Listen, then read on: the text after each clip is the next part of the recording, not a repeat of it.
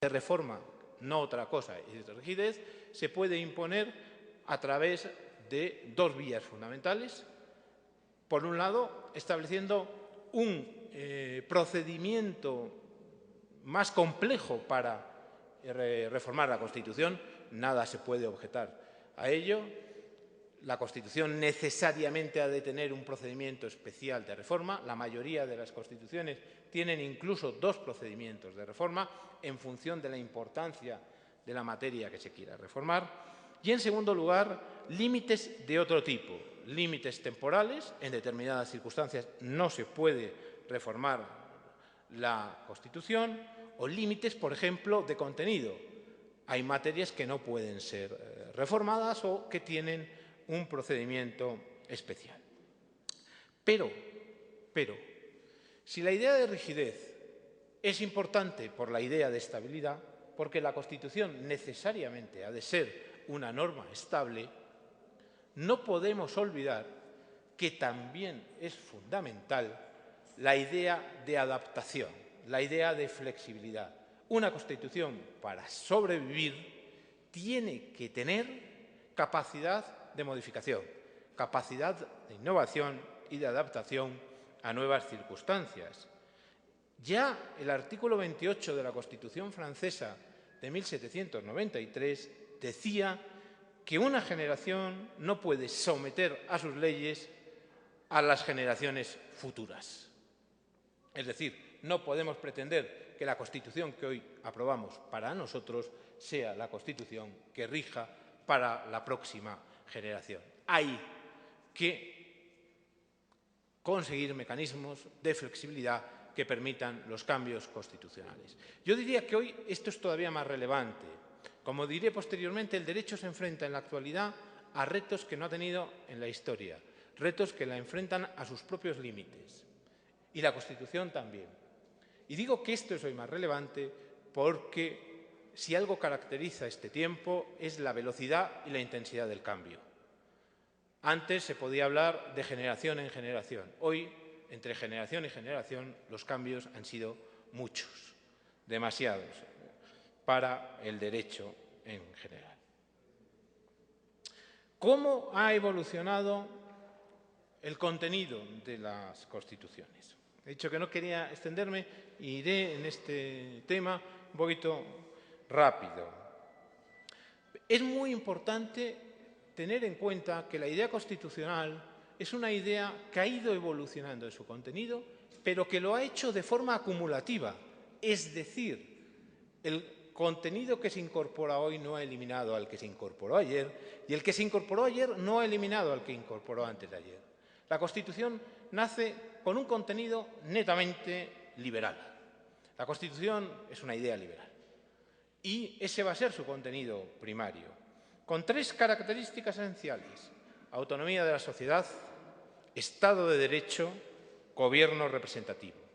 La idea de Estado de Derecho es idea consustancial a ese principio liberal de las Constituciones. Y esa eficacia del Estado de Derecho se va a manifestar en principios esenciales. Se va a proyectar sobre el principio de legalidad, sometimiento de todo el poder al derecho, sobre el principio de igualdad ante la ley, seguridad jurídica y el principio fundamental de independencia de los jueces y del Poder Judicial. Esas son ideas esenciales de la idea liberal de Estado de Derecho que, como puede verse, perviven hasta nosotros y se incorporan también en los modernos textos constitucionales. La idea de gobierno representativo. Esa idea liberal no entiende la democracia como la entendemos nosotros, entiende la democracia como un gobierno representativo que representa a una minoría del pueblo, soberanía nacional, sufragio censitario. La representación en ese momento no va a representar, valga la redundancia, a todo el cuerpo político.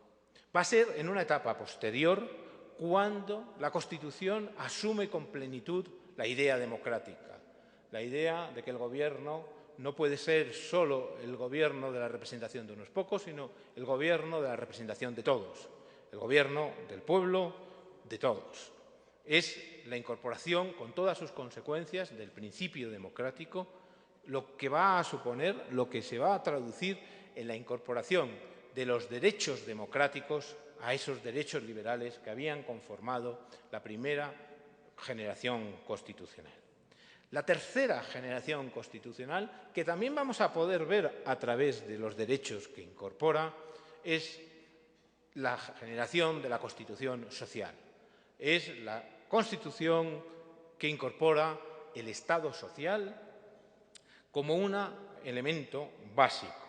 El Estado social supone una transformación absoluta en la visión de la relación entre Estado y sociedad, frente a una relación basada en la diferencia, basada en la autonomía de la sociedad frente al Estado, en donde no había interferencias. El Estado social proclama la necesidad de la interferencia del Estado en la sociedad a fin de lograr no solo la igualdad formal ante la ley, sino unos mínimos condiciones de igualdad material. La idea de la dignidad de la persona humana se asienta con firmeza en el suelo constitucional y se traduce en unos derechos sociales que son para todos los ciudadanos y que buscan garantizar en la procura existencial un mínimo vital que garantice esa dignidad. La idea de Estado social se incorpora con fuerza después de la Segunda Guerra Mundial y se desarrolla hasta nuestros días. Junto a la idea de Estado social, esta nueva generación constitucional, este último eslabón de los contenidos del Estado constitucional, va a tener otra característica relevante. Me refiero a la incorporación de la idea de democracia racionalizada.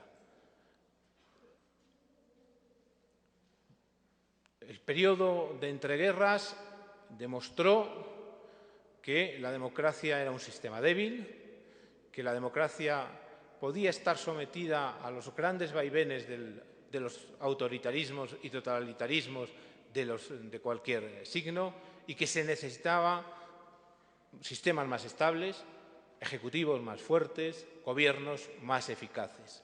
Eso desemboca en la técnica del parlamentarismo racionalizado, que se incorpora después de la Segunda Guerra Mundial a todos los textos constitucionales, que ha supuesto también sistemas electorales que refuerzan a la mayoría y que han dotado en general a los Estados europeos de una mayor estabilidad. Sé bien que evidentemente en la evolución de los estados presidencialistas en América podríamos encontrar diferencias y este es un tema sobre el que podemos dialogar porque me parece especialmente significativo. Lo dicho desde el principio, una pregunta. ¿La Constitución hoy hacia un nuevo constitucionalismo? Las constituciones son deudoras de su entorno. Hemos visto esta evolución.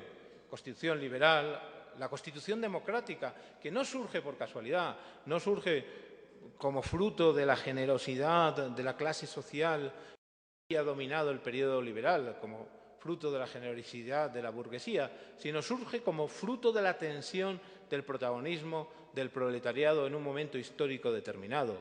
Surge como fruto de la incorporación de los partidos políticos que van a sustituir a los grupos de interés en los parlamentos. Surge con la emergencia y eclosión de los partidos obreros.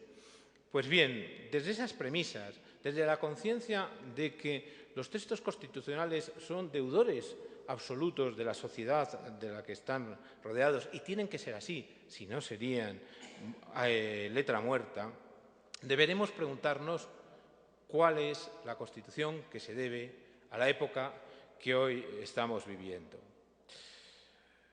Creo que no hay respuesta a esta pregunta porque me parece que se puede afirmar sin ningún tipo de dudas que nos encontramos en un cambio histórico, en un cambio casi de modelo civilizatorio, pero estamos o al principio o en medio del mismo y es muy difícil vaticinar hacia dónde, cuáles van a ser sus consecuencias y, por lo tanto, cuál puede ser la respuesta del derecho. Pero sí me parece que hay que ser consciente de que los modelos normativos deben adaptarse a unas circunstancias distintas y que los cambios no son cambios menores sino cambios que tienen una auténtica dimensión histórica. Subrayar algunos cambios que, sin esa contundencia, han sucedido en los últimos 20 años. Con ello voy a intentar también hacer reflejar la contingencia del tiempo. En el año 75 se aprueba la Constitución portuguesa y en el año 78 la Constitución española. Ambos textos creo que se puede decir que marcan el apogeo del Estado social. Si uno lee la Constitución española de 1978 hoy, verá como ya desde hace algunos años, en materia, por ejemplo, de política económica, lo que Manuel García Pelayo denominó Constitución económica, hay muchos textos anacrónicos, porque son textos de una neta vocación intervencionista que inmediatamente fueron superados por una visión más liberal de las relaciones económicas. Sin embargo, en 1978, la Constitución española, en el apogeo del Estado social, todavía es deudor de las visiones más socialdemócratas propias del Estado social. Sin embargo, como todos saben, a partir de 1980 se impone un revival de ideología liberal que va a tener su consecuencia en la interpretación del texto constitucional español, por ejemplo, y portugués y de otros estados, y que nos hacen ver las letras de esas constituciones con algunos anacronismos. Junto a ello, inmediatamente va a reforzar este hecho la caída de los regímenes socialistas. La caída del muro es un hecho histórico, es un hecho de trascendencia fundamental que transforma no solo el orden político internacional, sino que va a transformar las fuerzas ideológicas de izquierda y de derecha y, en alguna medida, va a determinar los acontecimientos posteriores.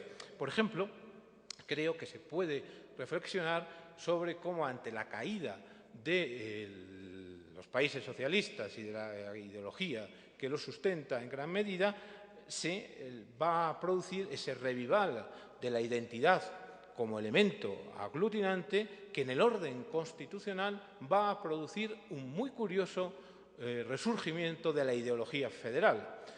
Una ideología federal que se multiplica en numerosas constituciones a partir de 1990, pero